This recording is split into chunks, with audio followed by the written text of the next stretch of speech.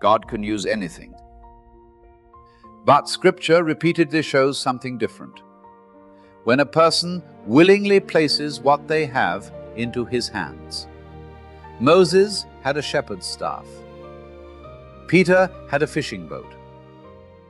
A boy had a few loaves and fishes.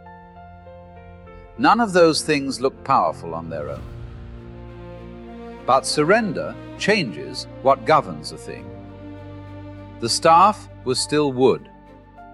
The boat was still a boat. The bread was still bread. What changed was whose purpose they were placed under. That is why surrender is not really giving God something He does not own. Scripture says, "The earth is the Lord's." Surrender is letting go of our claim to control what was already His. And that applies to more than possessions. Your strength, your weakness, your plans, your knowledge, your pain, your future. Romans says to present your body as a living sacrifice.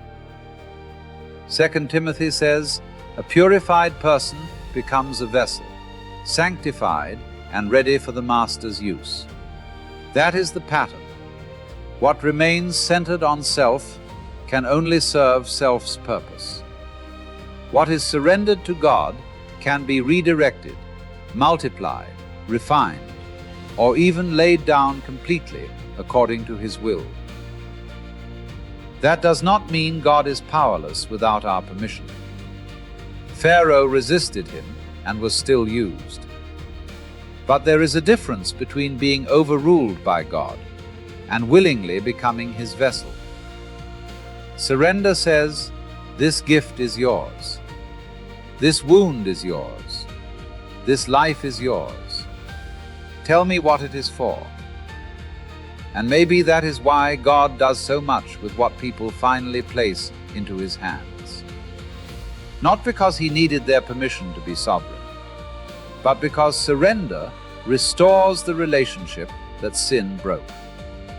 The creature stops trying to be the master and becomes useful to the Master again.